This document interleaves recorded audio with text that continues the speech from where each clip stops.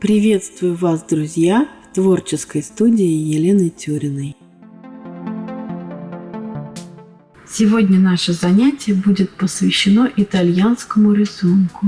Мы нарисуем с вами большую синицу. Для занятия нам потребуется 3 карандаша. Это сангина, уголь черный и уголь белый. Это может быть пастель, любой мягкий материал. Также мелкие – уголь, сангина и мел, либо сухая пастель. Можно брать сепию, сангину, любой коричневый оттенок. Для работы нам понадобится крафт-бумага. У меня она такая, очень плотная бумага, 200 грамм. Мы уже с вами рисовали белку. А сегодня нарисуем с вами большую синицу. Как мы определяем композицию, было у нас занятие посвящено именно композиции. Какие приемы при рисовании мы будем применять, у нас тоже можно посмотреть в вводном занятии. На этот раз мы располагаем лист горизонтально. Приступаем к разметке композиции. Значит, сейчас у нас горизонталь. Строго по центру мы не будем делать нашу синицу. Мы чуть-чуть сдвинем ее от центральной линии. Вот если бы вы провели центральную линию, вот у вас край листа. Давайте сначала веточку нарисуем. Так будет ветка у нас проходить. В фильме звучит авторская музыка нашей семьи. Лапки синички у нас где-то здесь будут. Теперь рисуем основную массу нашей синицы. Рисуем вот такой вот овал, похожий немного на яйцо. Где-то голова синички будет. Это тоже можно нарисовать овал. Проверяем угол, как она у нас повернута будет, наша синичка. Это черная полоска синички. За окном у меня как раз щебечут синицы. Мы им насыпали корм в кормушку. Они очень любят сало. На сало прилетают еще и дятлы, поползни. Очень много тут любителей сала. Лазаревки. Своим пальчиком синичка очень крепко держится за ветку дерева. Берет семечку, лапками семечку держит, расклевывает ее, достает. Но иногда, конечно, семечки падают вниз, и их подхватывают более шустрые синицы. Получается, пользуются тем, что семечку почистила одна синица, вторая воспользовалась и быстренько ее съела. Здесь немножко мы уточним. Для этого у нас есть клячка, мягкий ластик, который очень хорошо выбирает в себя мягкие материалы, которыми мы рисуем с вами. Здесь вот у нас белые такие щечки характерные для синиц. Клювик. Давайте чуть-чуть вздернутый клювик нарисуем. Вот так вот вверх чуть-чуть. Будет интереснее смотреться. Уточним саму форму головы. Глазик у нее где-то вот здесь располагается. Намечаем глаз. Начинаем прорисовывать крыло. Смотрим, как у нее идут перья. Тут ряд нескольких перьев. Где-то здесь проходит белая полоса. Еще ряд перьев, более мелких. И, собственно, само крыло. Сразу можно прорисовать темные места. Удаляем серединную линию, которую я рисовала для вас, чтобы было понятно, как мы строим композицию в листе. Чтобы у нас композиция не заваливалась, мы добавим с вами веточек интересных, проходящих сквозь нашу композицию. Вот, допустим, веточка какая-то здесь будет с какими-то листочками. Эта ветка может где-то раздваиваться, может как-то располагаться таким образом. Видите, уже получается интересная композиция. Можно было бы еще добавить, но мне кажется, это уже будет лишнее в нашей композиции. Значит, смысл в том, чтобы мы не закрашивали весь наш фон. В итальянском рисунке начинают со среднего тона. Но вы можете начать и с темного, самого темного, если вам так проще. Я же намечу сначала основную массу. Это наша синица. Можно такими штрихами намечать.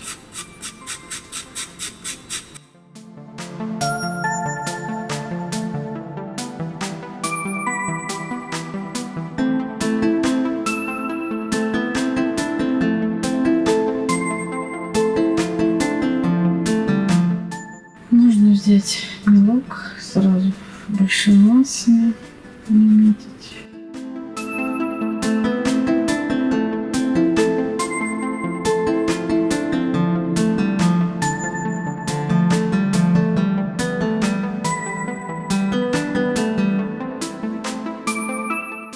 Далее берем черный уголь и начинаем прорисовывать то, что наиболее характерно. Можно работать линией.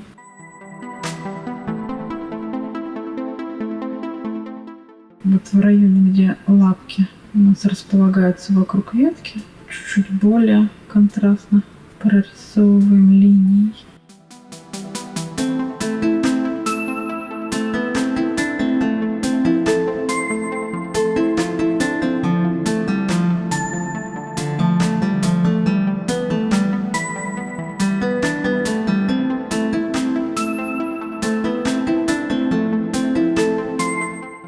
Вот одинаковости я не делаю, слегка намечаю наши ветки.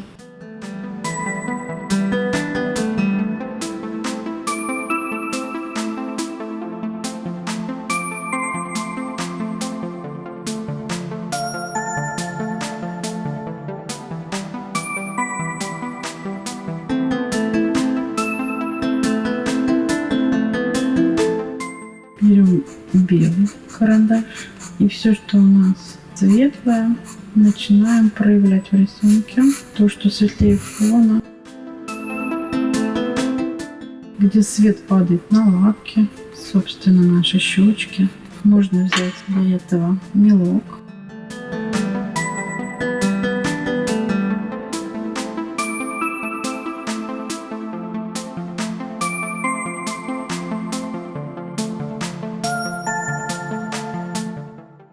Здесь практически линией мы прорисовали.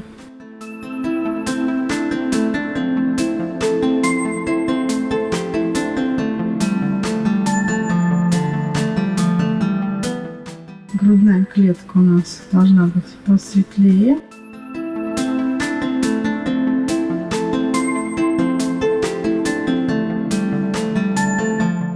Не забываем, что это у нас тональный рисунок.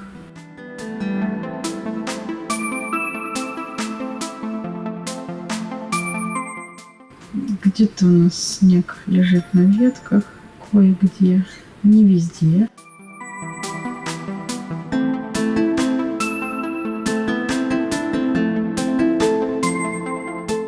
Возьмем карандаш для уточнения более мелких деталей.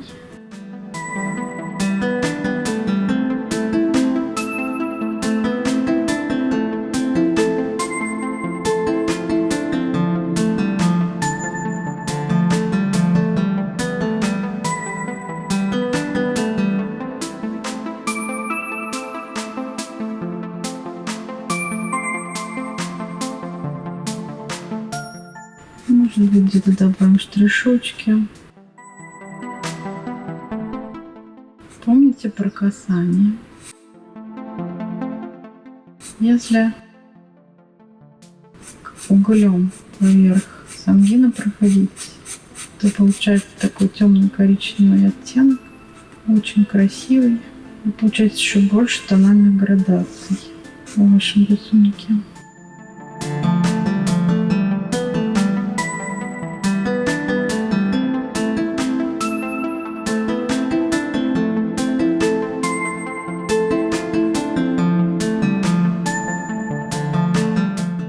Более цельно обобщаем веточку, чтобы не было здесь путаницы. Ведь главный персонаж у нас все-таки наша синичка. Добавим здесь бликов.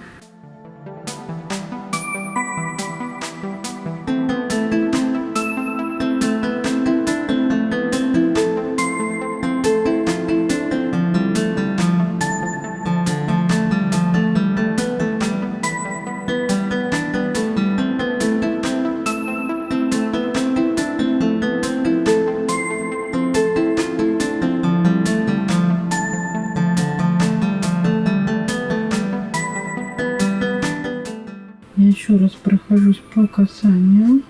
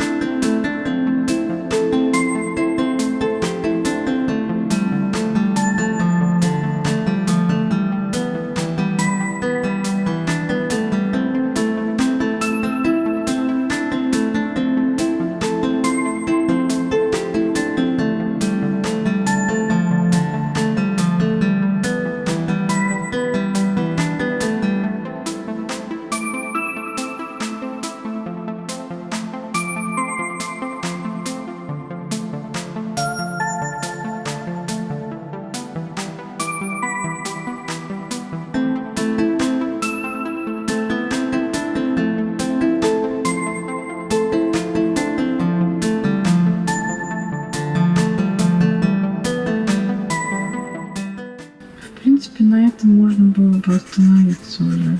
Можно уточнить, конечно, еще листики, где-то веточки потом чуть добавить. Возможно, здесь какие-то можно было еще листики добавить. Тогда и снега здесь положим на листик. Слегка касаясь бумаги, мы добавляем чуточку тона, чтобы немного проявилась наша и ветка, и птичка. Даже где-то хорошо, когда вот ложится мелок или карандаш так, что остаются следы бумаги. Появляется определенный воздух. Создается такое ощущение, что здесь перышки у птички. Обратите внимание на лапки птицы, где касается у нас дерево лапка, тут более сильно так выявлен темный цвет. В принципе, можно на этом остановиться, если нас все устраивает.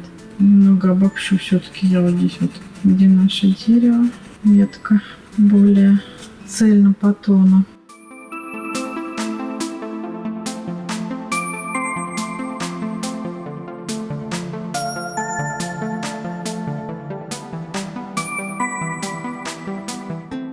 Видите, линии у меня не везде одинаковые, где-то более плотные идет, где-то растворяется, вот как тут вообще растворяется, она уходит на нет ветка. Где-то есть вот такие нюансы, да, более плотные. Тут надо помнить, что есть еще рефлексы, отражение. А наша синичка постепенно оживает. Давайте здесь вот добавим такое светлое перышко. Будут такие более светлые.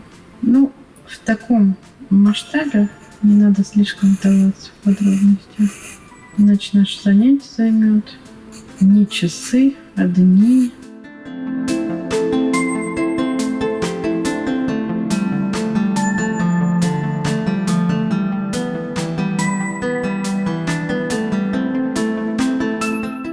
Иногда ластиком выбираются лишние рисунки.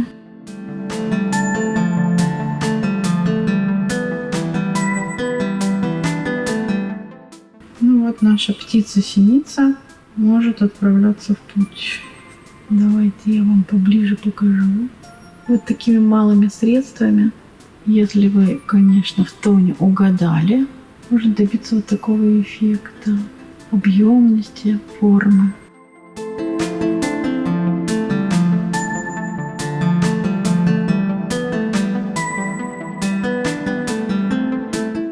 И в то же время воздушной перспективы, когда у нас что-то уходит на нет, что-то выявляется более сильно. И в то же время работа смотрится очень цельной.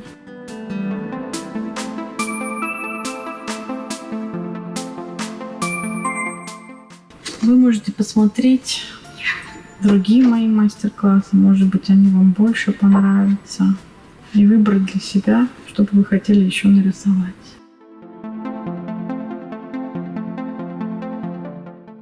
Мой курс «Итальянский рисунок» на сегодняшний день состоит из 6 мастер-классов и 2 вводных занятий.